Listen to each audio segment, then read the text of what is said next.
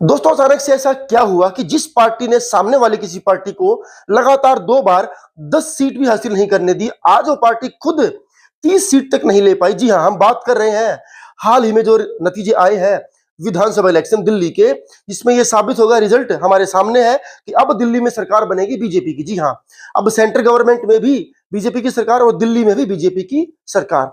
और हाल ही में जो सरकार हारी है वो थी आम आदमी पार्टी, जिसके हेड थे अरविंद केजरीवाल जी। तो उनसे क्या गलतियां हुई, क्या वो चीजें रही जिनकी वजह से शायद अरविंद केजरीवाल जी को सामना करना पड़ा हार का। तो आज इस वीडियो के अंदर हम ये जानने की कोशिश करेंगे कि जिस पार्टी ने एकाएक दिल्ली में ऐसी आंधी ला करके रख दी थी कि सामने कोई टिक नहीं पाया, लगातार 2 असेंबली इलेक्शंस में उनके सामने कोई पार्टी, पानी तक किसी पार्टी ने नहीं मांगा, लगातार उन्होंने सरकार बनाई, लोगों ने अपना पूरा प्यार उनके ऊपर दिखाया। अब अचानक से ऐसा क्या ही हुआ कि वो 30 सीट तक नहीं ले पाए? तो कुछ ना कुछ तो वजह रही होंगी, कुछ तो गलतियां हुई होंगी, केजरीवाल जी से कुछ ना कुछ तो चूक हुई होंगी। तो वो क्या चीजें थी, वही है आज हमारा मेन पर्पस जानने का इस वीडियो के अंदर। देखिए दोस्तों, होता क्या है, जब किसी भी पार्टी को, किसी भी नई पार्टी को जब जनता पहली बार मैंडेट देती है तो इस उम्मीद में देती है कि मौजूदा जो सिस्टम है शायद ये इंसान उस सिस्टम से बेहतर काम करेगा। अरविंद केजरीवाल जी ने जो अपनी पॉलिटिकल करियर की शुरुआत करी थी तो एक आम आदमी के तौर पर करी थी, एक आम आदमी के बीच में ये पहचान जाकर के बनाई कि मैं भी आप जैसा इंसान हूं। अन्ना हजारे के आंदोलन से वो निकले, हर इंसान के, हर दिल्ली वासी के मन में ये तस्वीर बिठाई कि हाँ, मैं भी आप जैसा हूं, आप जो चाहते हो मैं वैसे काम करूंगा, आप जो चाहते हो वैसा ही दिल्ली में होगा। और पार्टी का नाम भी रख दिया आम आदमी पार्टी। पहली बार जब पहली बार उन्होंने अपने 5 साल पूरे किए तो कुछ चीजों के अंदर बदलाव उन्होंने किए। फॉर एग्जाम्पल, दिल्ली के सरकारी स्कूलों में बदलाव करे, दिल्ली की जो हेल्थ सुविधाएं थी उनके अंदर बदलाव किए। लेकिन ये चीज बहुत लंबे समय तक सस्टेन नहीं कर पाई। आप कब तक केवल इन 2 ही मुद्दों के ऊपर वोट मांगते रहेंगे? लेकिन दिल्ली की जनता ने एक बार फिर 2020 में बहुमत दिया अरविंद केजरीवाल जी को, इस उम्मीद में कि शायद हो सकता है कि 5 साल में उतने काम नहीं हो पाए होंगे। लेकिन अरविंद केजरीवाल जी कुछ मुद्दों के ऊपर लगातार केवल बात ही करते रहे, चाहे वो साफ सफाई का मुद्दा था, चाहे वो यमुना को साफ करने का मुद्दा था, या वो चाहे दिल्ली से कूड़े के ढेर को हटवाने का मुद्दा था। लगातार 10 साल इन तीनों मुद्दों के ऊपर केवल बात और केवल बात। और जब बात 2025 तक आते आते पहुंचने वाली थी, तमाम उनके ऊपर जो आरोप लगे, चाहे वो लिकर स्कैम का आरोप लगा, बाद में उनको अपना मुख्यमंत्री पद छोड़ना पड़ा, उससे इस्तीफा देकर के आतिशी जी को मुख्यमंत्री बनाना पड़ा, ये सारी चीजें उनको लगा कि शायद ये हमारे लिए बेनिफिट होगा, लेकिन ये सब कुछ उनके सामने बैकफायर हो गया।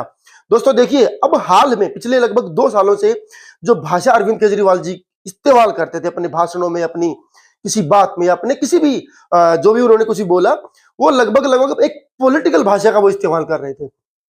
जिस उम्मीद से लोगों ने उनको वोट देकर के मुख्यमंत्री बनाया था, वो आम आदमी वाली जो पहचान थी वो कहीं ना कहीं उनसे दूर होती नजर आ रही थी। अब वो दूसरी सभी पार्टीज को, किसी को गाली गलौज वाली पार्टी, किसी को चोर पार्टी, किसी को ठग पार्टी, किसी को गुंडा पार्टी, ये जो शब्दावली है ये शुरुआत में उन्होंने इस्तेमाल नहीं करी थी, केवल आम आदमी की भलाई की ही बात करते थे। लेकिन अब वो भी एक पॉलिटिकल नेता की तरह बात करनी उन्होंने शुरू कर दी। शायद लोगों को लगा होगा कि ये भी अब उसी राह पर है, शायद जिस उम्मीद से उनको मुख्यमंत्री बनाया वो उम्मीद वो पूरी नहीं कर पाए, ऐसा लोगों को लगा होगा।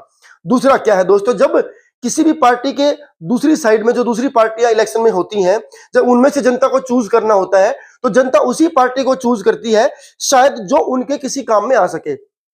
हालांकि मोदी जी ने अरविंद केजरीवाल जी को फ्री की रेवड़ी बांटने वाले का भी टैग दिया, लेकिन वो बात अलग है। खुद इस इलेक्शन के अंदर खूब सारी रेवड़ियां बांटने की सभी पार्टियों ने घोषणा करी। चाहे अरविंद केजरीवाल जी ने महिलाओं को 2100 रुपए देने का वादा किया, तो बीजेपी ने करके 2500 रुपए देने का वादा कर दिया।